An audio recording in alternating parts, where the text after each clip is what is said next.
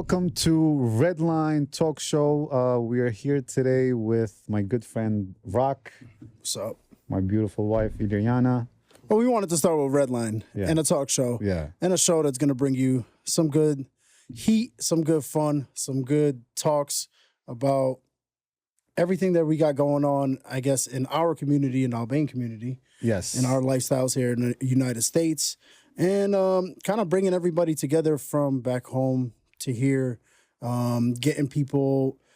The goal of the show is to get people in the future to primarily push them to the red line. As how I was thinking. Well, it's more of a creating a platform, Yeah, right, for individuals that want to promote themselves, events, talking about what's happening in the community. We have a very small community here in America, and the idea was to put together a show where we can talk about different topics in our community, talk about with individuals, talk about education, information sharing.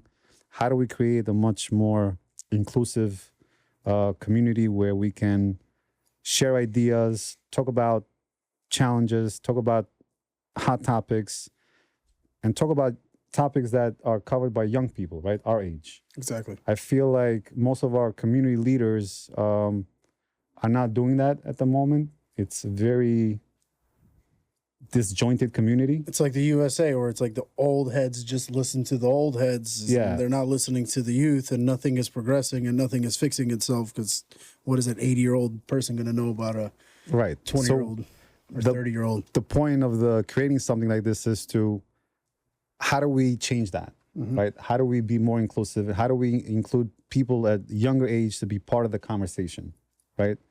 To share ideas, to see how we can promote each other in different ways, whether it's talent, business, education, you name it. So this is it. Redline Talk Show. We're going to have guests, special guests coming in different shows to talk about different topics, depending different range of topics.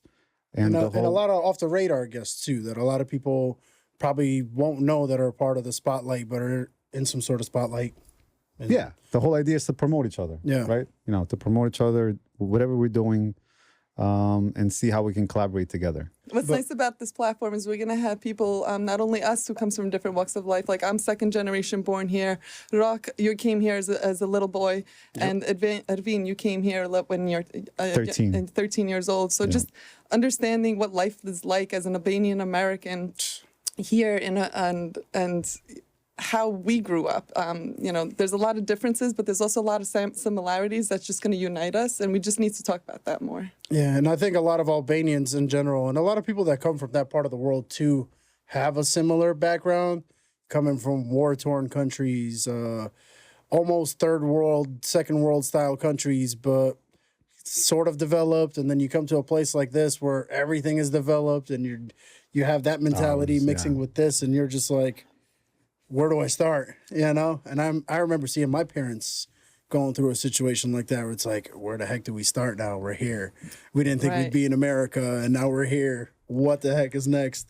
It's an interesting feeling to see how everything is really in your hands here in the United States compared to anywhere else. It's interesting to see how our parents, what they sacrifice to do for their children, and then just watching the generations grow while they're here, you know. So it's gonna be interesting when we get to learn more about each other's journey and paths. Exactly. I mean, for me, so specifically, I came here when I was 13 years old, right? I did not speak a word of English. Oof.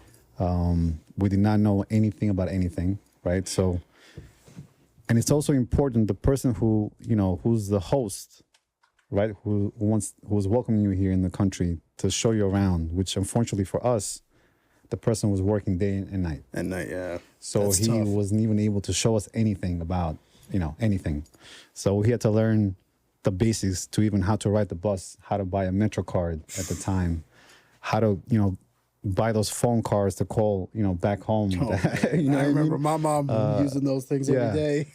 So, and then for us as a family, it was tough because I mean, you don't know a word of English, right? You're trying to learn a new culture. You're trying to adjust to a whole new different way of life.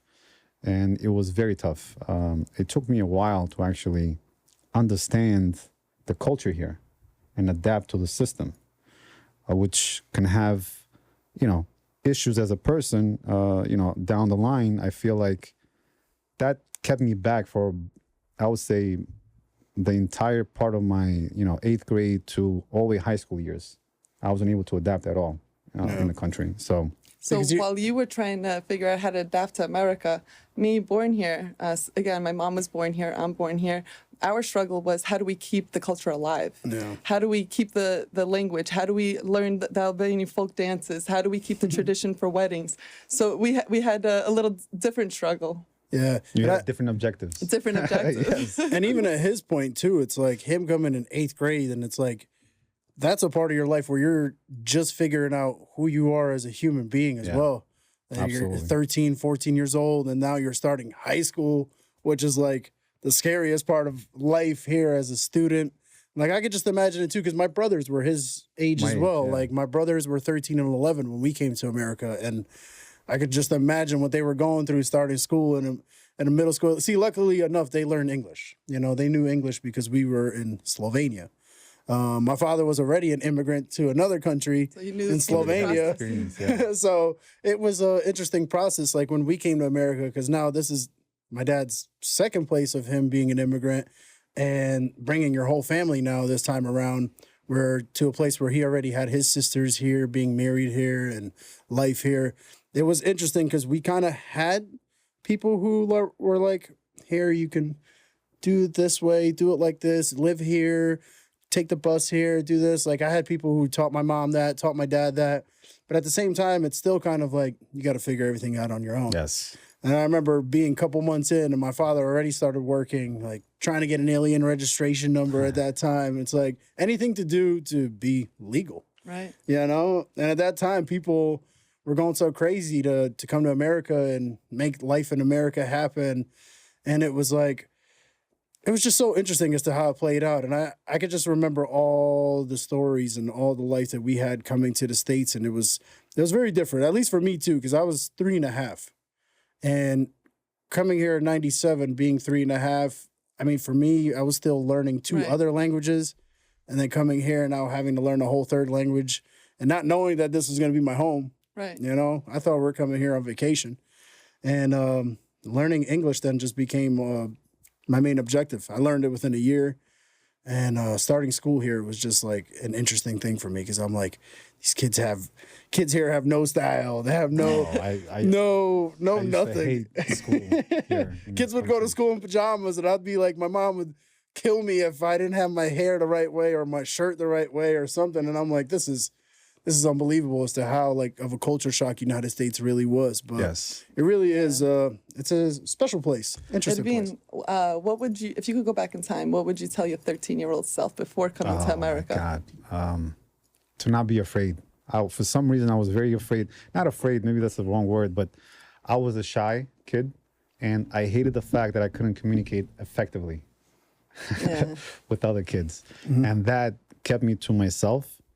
But I remember when I first registered for school, on the 3rd day that I was in this country, right? Did not speak English. And my first experience was when lunch hour, cafeteria, people were throwing food at each other. It was like a food fight in the middle of the lunchtime. Urban's like, what is this, a jungle? What is going on here? Where I came from, we did not waste food like that at all. I was, my mom instilled in my head to never leave the plate full. You have to finish it. Over here, we're just wasting food. Still to this day, I do that. Oh my God. It explains my weight gain. And they were not really friendly towards immigrants back in the day. No, they weren't. Especially in the area people you were from Albania. Yeah. Nobody even heard Albania at the time. Albino? Yeah. It would be like Armenia, Romania. Yeah. So that was a tough time for me to adjust to figuring out the mentality of what's going on here with these kids and why they're wasting so much food, why they're being so loud and obnoxious, and the fact that you couldn't understand what they were saying when they were talking to you and making fun of you was even worse, because now you're being like, all right, are they making fun of me? What the hell is going on? I was like ready to fight. every person. Especially here, everybody speaks in slang. So you're just Yeah. like, So, you already don't know English. And what are they saying to you in slang now? It's like, what the heck is going on? So yeah, it was very tough. And on top of that, you had teachers who were speaking to me in English and asking me to participate. I'm like, I have no idea what you're saying. You know what I mean? fun fact, Damn, that must Irvine and I actually went to the same high school together. Yes, we did. But totally two parallel lives that never crossed paths. And it Well- was just very different. She was the popular girl. In high school, I hated myself. I was, because captain volleyball, yeah. captain basketball, And- honor Oh, God. society.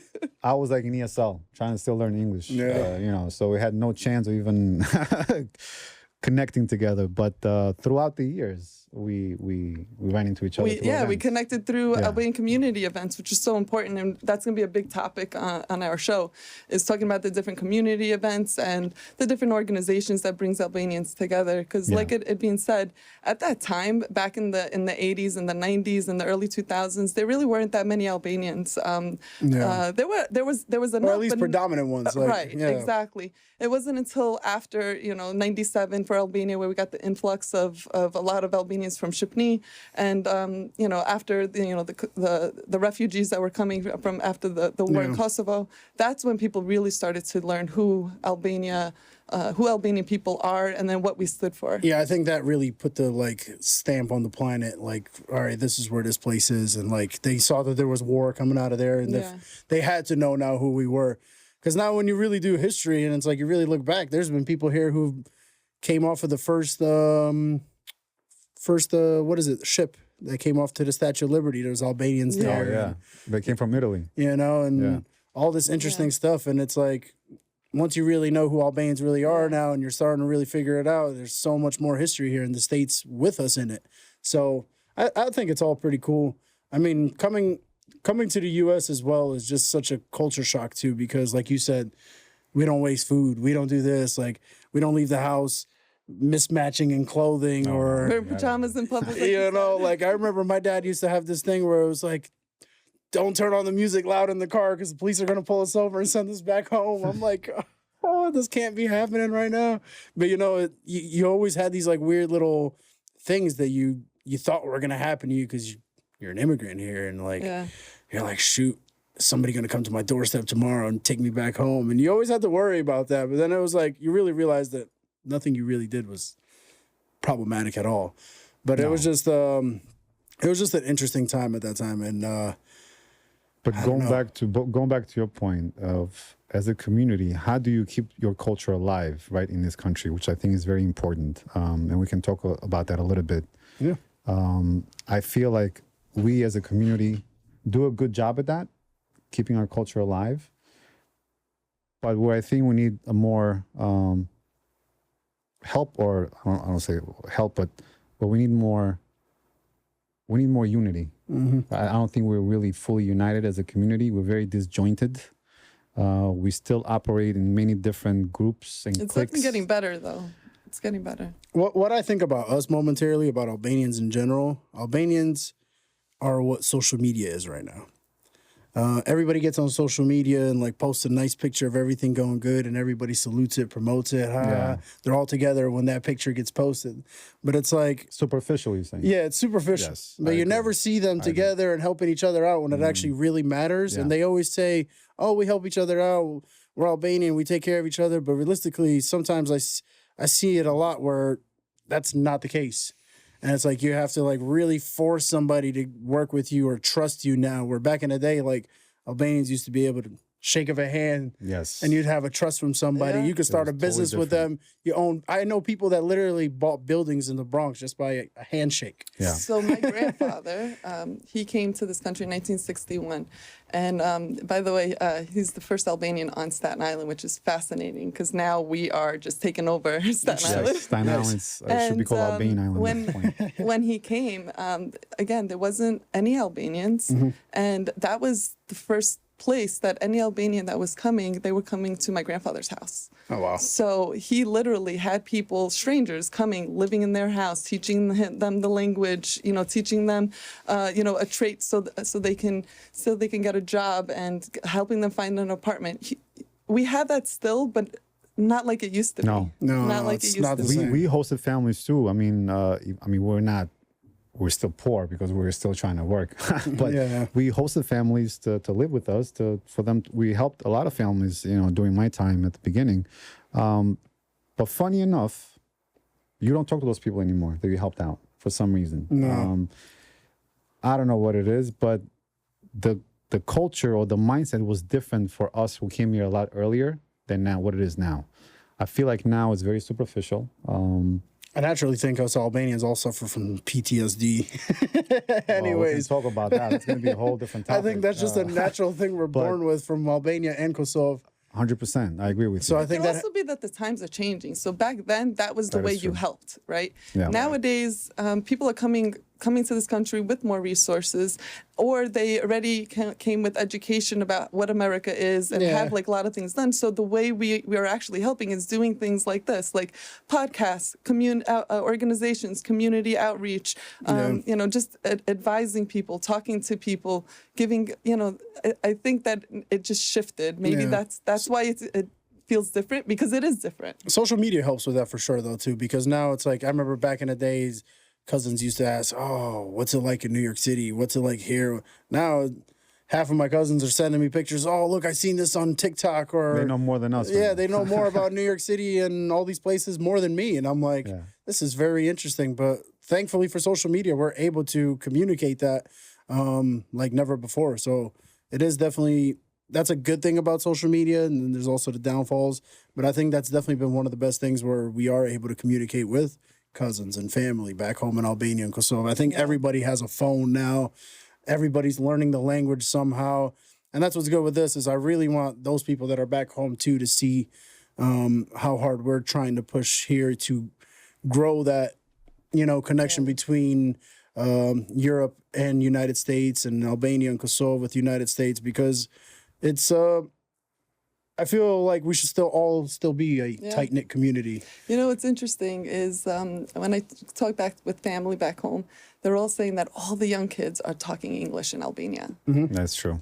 Meanwhile, we're trying to open up Albanian schools for our kids to learn our language. Yeah. And they're listening to all of our, American hip hop and pop music and everything. And when you talk to most Albanians, what music they're listening to that live here in America, they're listening to Albanian music. Yeah, they're exactly. listening to Like they're trying so hard to break out of that. Yeah, We're trying so we're hard trying to to break be out of like this. that. And it's like, I know, but it's interesting. That goes with, because it's something that you don't want, you can't touch, you want it Yeah. even more, right? So for us, since we're so far away from our home country, we want to be close to them. We want to be tied up with them, right? When I was a little girl, I was listening to Lisha Chiri, Shkurta Feza, Shureta Beluli, and who were you listening to, Edwin? I was into Tupac, Biggie, Ja Rule, Eminem, I was trying to learn the hip hop culture because in the 90s, it was pretty big at the time. Yeah. See, when I came, it was just whatever my brothers were listening to. So at that time, it was either rap or rock and roll or For me, it was Albanian rap. music from my parents. Yeah, Jay-Z was big too. So again, we were trying to learn a new culture. So it was naturally for us to learn as much as we could, about this country and how everything operates. For them, they're trying to learn about America because they want to touch it, they want to feel it. So it's interesting, but We're evolving. We're definitely evolving. What was like the hardest thing though for you? I'll ask you since you weren't born here either. But what was like the hardest thing for you to get acclimated to, like being here in the United States? Like, what was the one thing you really realized that you were like, Besides the language, obviously. crap, I'm in America. This is America. yeah, I think the fact for me that bothered me was that the fakeness.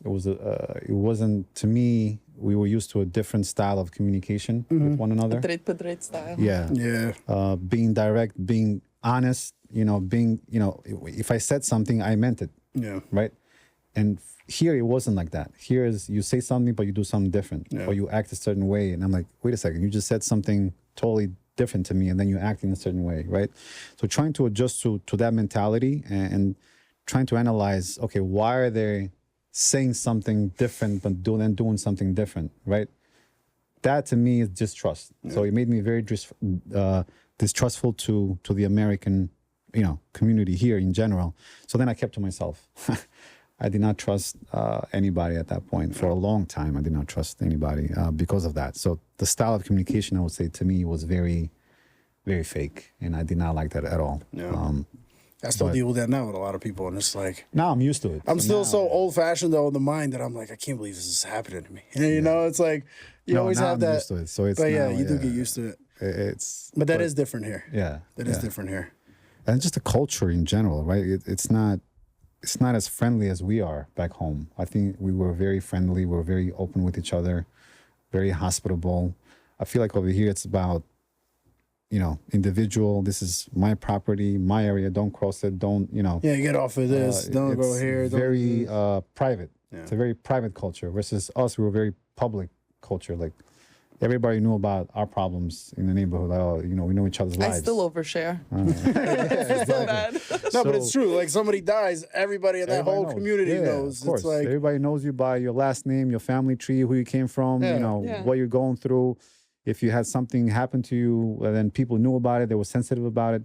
Over here, you don't have any of that. No. Over here, you're just a stranger that nobody even talked to. And it was like, hi, hello, how are you? The weather is nice. It's stuff very superficial. And then the how are you? They don't really want to hear a response. Yeah. No, it's just a fake. Still, to me, the weirdest thing I still experience here, and I still see that I've always thought ever since I was a little kid. I'm like, this is one thing that's very weird about United States was as soon as you're 18, your mother and father want you out of the house, go to college or get out, just get out the house. Like they don't even want to see their own kid. And I'm like, my mom still cries over me just leaving the house to go down the street to the supermarket because she wants to be near me all the time, But it's like that mentality of, I don't care about my kids. They could go do whatever they want. They're old enough. Always in my head, I'm like, you need family. You need you need the bond. You need the people to be there for you. You're still young until you're really 25, 26, 27. That's in our blood to have, family around family us. Values, Definitely. we still, we really doesn't matter if you're from Albania, from Kosovo, born in America, in Germany.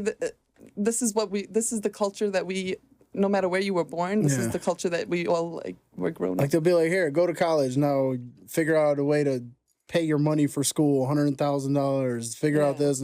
I'm like, how do you guys just do that? You can't just, I could never just kick my kid out. Like, all right, you're here. You can do your own thing now. No, I could never. I always just thought that was strange to me here. Like how you could just disband your own household and like kick people out. I could never. I don't know. That was always the weirdest and hardest thing I always had to deal with here. I'm like, I always felt weird telling people I still live with my whole family. Like, I still live personally with my whole family, 11 people in a house. So just imagine that. I just moved out because I got married 6 months ago. So there you go. You're used to it as well. It took me 40 years to move, Exactly. out. It's like, I'm used to being in a tight-knit community, tight-knit home. I was always proud of it, too. Some people are ashamed. I'm like, no, I'm proud to live with my parents until I'm married, until, the next phase of my life comes. There's just something, you can never get those years back. People tell me, they're like, don't you want to get your own place? And I'm like, not really. Not really. I kind of enjoy being with my family, unless I'm married, sure, yeah. But it's like, it's a little different. You get used to it. Home cooked meals are the best thing ever. Nothing like never get old. Laundry is done. Yeah. No, I like that. But, I like every that weekend part. was a party because cousins were coming over. There's always like 20, 30 people. Yeah, those were the best days. But see, that's Those falling days off. are gone too. That's falling off a lot because of social media. And that's what I always felt was a downfall too, because now it's like people think it's so convenient. Oh, I'm just going to call my cousin on the phone. But it's like, you want that personal relationship with somebody. How are you going to Before we used to say the door's open, let everybody come, Nowadays it's like, wait, you have to call, you have to, make an appointment. Yeah, I hit my friends in Europe with that. Like, hey, when you come to America, the door's open. They're like, wow, I haven't heard that saying in so long. Yeah, even in Europe, that changed too. They don't have it like that anymore. No. Like the door's open, come. No, it's completely different. Life has changed. But I think that's changed for all cultures, not just all us. Cultures. I mean, we used to buy cake saying this is for when the guests come, and now it's like, oh man. Yeah, right. We don't have cake no more. Yeah, that's a good thing that you just brought up there. I forgot completely about that. But Don't eat this. It's for the family. Yeah, the culture over the last 20 years, I think just overall around the world has just completely changed. I don't think that's just with Albanians. Yeah. But it does suck to see it happen within your own community, since we are talking about it. It does suck to see it because we are a community that has literally been like this through hundreds and hundreds and hundreds of years. So now to kind of see us... Thousands of years, yeah. Yes. To now see us that we're not really given a flying, you know, whatever about And the to next see person. the or- language is being lost too. How Yeah. many kids now that they don't speak the language? Yeah, I'm glad I speak it. Me too. I'm I so do. happy. So happy. I mean, I speak it, fluently, but I have a different dialect. So I have. We all have different dialects. We have from Kosovo, from So- Dibramada, and from Pierre. Speaking. So when I was in Tamil High School, Yeah. there was an Albanian community there. Yes, there was a big But they're one. all from, Dibra, Kosovo, Ulcin. Ulcin. I'm like, oh, great, Albanian There kids. was not that many from Shipni. Yeah. I was the only one from Shipni. And I speak to them in Albanian. They were like looking at me like an alien, like, what the hell is this kid saying? And they were speaking to me. I'm like, what the hell are they saying? Yeah. So I couldn't even speak to them. I couldn't understand them. They're So Albanian. he couldn't speak English or Albanian. So I was stuck. I couldn't speak English. I couldn't speak Albanian. I'm Oh, like, oh man. man, this is tough.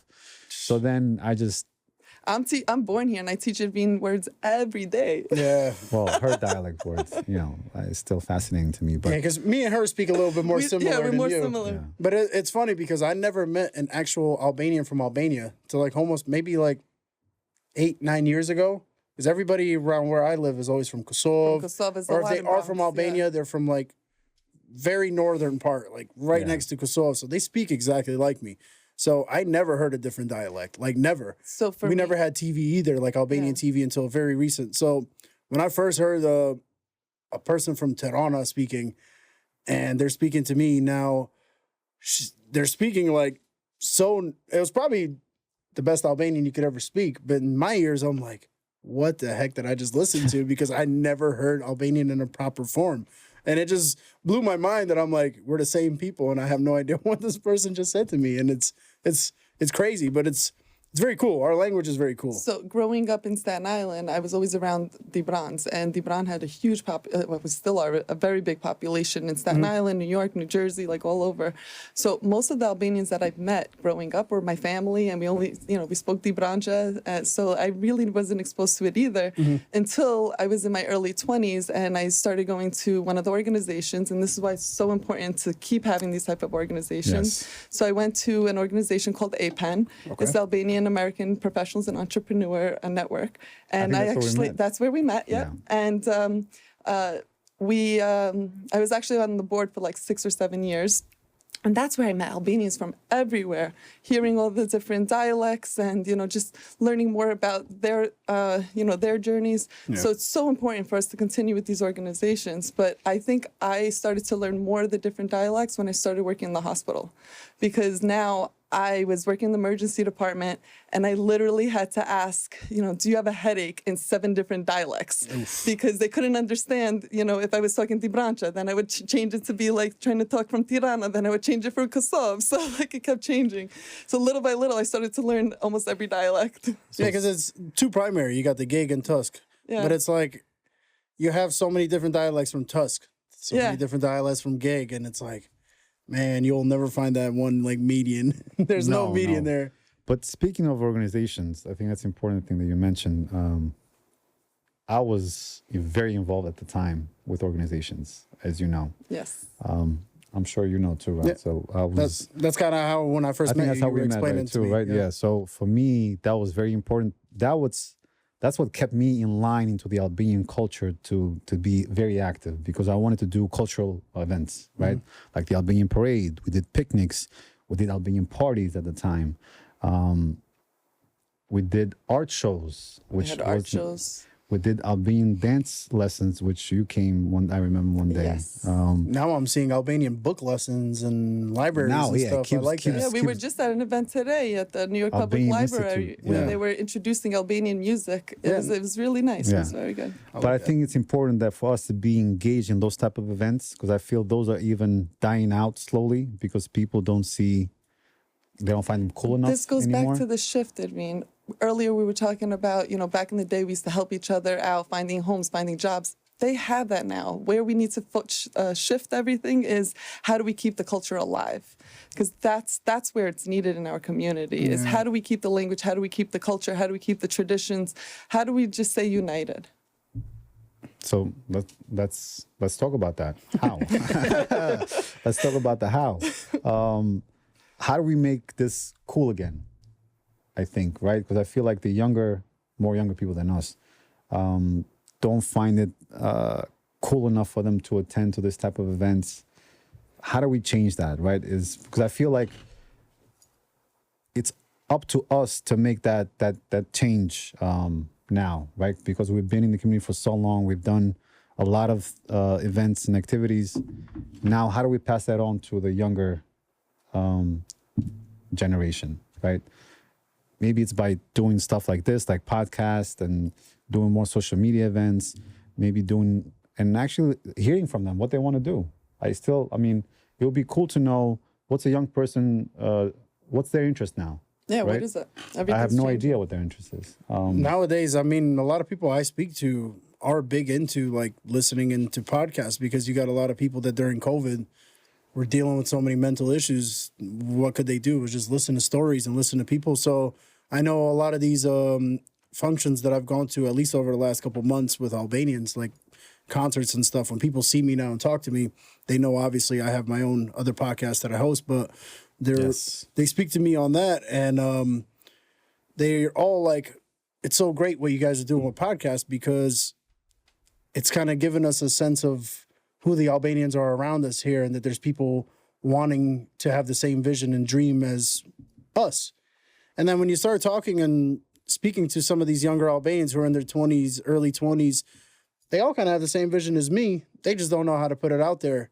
So a lot of them are kind of looking up to the people like us who are kind of starting this new wave or movement of doing podcasts and doing yeah, but is that going to be enough though? I feel like it's one thing to talk about it sitting like in our comfortable seats here in the studio, and it's another thing to actually being out on the field and getting people to be out there and networking and meeting each other and be more engaging. I feel like it will help though.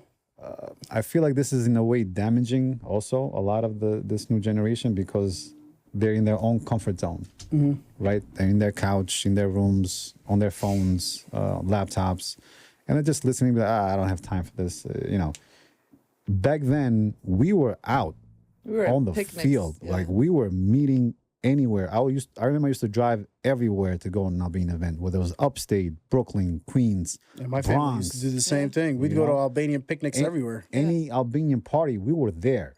You know what I mean?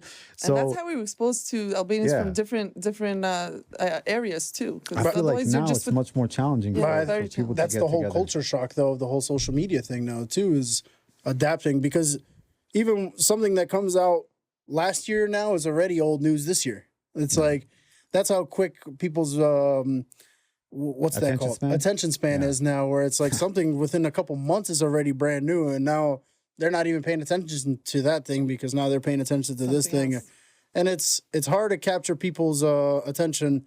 But I think with this, it's proper because whoever is older or younger are going to start to see and understand that there is other people out here like me wanting to expand the Albanian pride and wanting to do the same things as us by creating a bridge and, giving a platform to Albanians here in the States. Because for a long time, we never had it. So the fact that now that they're seeing it, it's more of I think there's another shift coming again. Yeah, it's definitely another shift. Like, for one point during the time, we had Albanians who just strictly did music. So at one point you had all these people that were doing music, DJing, and now look at them. Some of them are still very successful. If you look back at Noisy or somebody like that, he's 20 years ago, he came to the States, did it, and now 20 years later, he's still popular. You got other DJs, you got film producers and things that maybe 20 years ago, they looked like the crazy person who, why is this guy doing this outlandish thing? But now, 20 years later, now they're this famous Albanian movie producer or famous musician. So, I mean, people are going to look at us as crazy right now too, but this is definitely the it's definitely the start of something right, and I believe it's going to lead to a lot of good things for Albanians here in the States. I agree with it at some point. I feel like for me, not to sound corny or anything, but I'm trying to always find ways how to unite Albanians globally, right? Yeah. I mean, that's my goal. It's always been my vision. Well, that's what you do with the clothing. So I mean, that's another attempt for me to, how do I make, I guess, patriotism cool again, right? For you not to wear it on your clothing versus to put it on your body tattoo or music. Or I feel like we have to find more creative ways now to become more united as a community. One way is through clothing, right? Because clothing you can wear on a daily basis. Another way is through food. I mean, I never a lot had of Albanian restaurants food now, they're unless it out. was cooked by my mother or my grandmother or my family. Now I got one in how my many- city. Now, how many restaurants do we have just in New York Yes. that is actually doing Albanian cuisine? We always had Albanians, opening up restaurants, and they did a great job, but mostly they were Italian or, We own an Italian restaurant in my Yeah. household. That's fine. I mean, but now, like, a lot of Americans are going to eat Albanian cuisine, so that's another way of uniting yes, I agree with you. For the non-Albanians, I think we've done a good job to increase our brand awareness as a country, as a name, As a people. as a people. But for us internally, we're not there yet. I feel that's something that we need to work on more. But to the outsiders, we look very united. We look like, well, wow, these guys are, very patriotic. They love their country. Yeah, first thing everybody says to me is, "Oh, you guys are all so together." No, Yeah, we're really not. Now it's even becoming a trend for non-Albanians to wear the Albanian flag, like Drake and they have songs Kanye and Trey Songs. well, Yeah. Kanye is not. That's not the But Albanian. I don't know what that was, but it was That's it was a Vulture. copycat of that. No, it's another brand called Vulture. It's not He was the trying to Albanian flag. copycat off that. So, but they have more songs now about Albanian. What's that with Dipset? Is that Dipset that sings that I Think I'm Albanian song? Oh, that's D Block of D Block. D Block Europe Yeah, with Noisy. but noisy. So I feel like on the on the world stage, we've done a much better job. Like I think people heard of us. I have now. a lot of my friends who say they identify as Albanian. You can identify as anything. Well, you unfortunately. got people like Dua Lipa too now, and like a Yeah, couple big stars 100%, that now yeah. are You got really BB, internationally known. yeah, Yeah, BB Ava. Rexa, Ava Max, Rita Ora. So people are starting to take notice that we are a real group of people. They did a great job, being ambassadors, so that's great. Yeah, at least a couple of them are. I should say a couple of them are, I feel like they have a much bigger platform to do more. but they don't. But they, for some reason, and again, I don't want to judge or anything, but I feel like they're in a much better position to pave the way for the rest of us, to put us in a much better opportunity to unite, right? To bring us more, bring us more up and not keep us in the same level where we're struggling to individually trying to climb up, right? Where you have a platform, you have a stage, make it easier for us. Like for me, I know I struggled as a new brand, right? To reach out to some of these influencers, for them to to help me with the brand, but it's very tough. It's a very tough to get someone to help you and to bring you up. I'm not saying that nobody does it, because there's people who do it, and Yeah. and Yeah, I nobody's applaud those obliged people, to you know. either. At Yeah. the same I time, get it, but but at the same time, I understand. No one's obliged to do anything. Right? Yeah. We're not, again, we're not talking about that. but it's because- show your human Yeah, characteristics. you're showing that you bring another fellow countryman up, Yeah. right? Versus keeping them at the same level and let them. I mean, once I get there, I don't need you anymore. Yeah, because you see it in other cultures; they really Yeah. help each other. 100%. I won't they name do. specific ones, but like certain people will like bring each other in from different countries, live in their homes, help them make money, help them find a job Yeah. until they find their home, 100%. like things like this. And it's like if they're starting up a startup business, they all go and help promote each other and word around town. Like everybody starts knowing who that person is, and I feel like we're really. I agree. I stemming feel away like from we have this very individual mentality where we want to show that we can do it on our own, all right, and not really work together for some reason. I don't know. that. if But do it's, you think USA's influenced that since we have such a Western influence? yeah, but I don't know. I think Europe is the same thing. It's not. You think so? I don't know. You tell me. I have no idea. I feel like, well, the people that come from there, the Albanians that come from there, to me, they don't seem like they really want to Like I collaborate with you or anything. But Like I speak to Albanians in like UK, and there I feel like they're a lot more together than they are here. Like a lot of them I help don't each know. other get jobs, work, do this, do that. Whereas here, I really feel like even if you're just fresh off the boat, Maybe they still it's the expect you to just lifestyle be. here. Like, let's talk Could be. about It New could be York. the American right? culture, When I say New York, I mean the metropolitan area. I mean, Yeah. who has time? We're all trying to survive. We're working nonstop, trying to pay the mortgage, trying to pay taxes, trying to pay, get food on the table.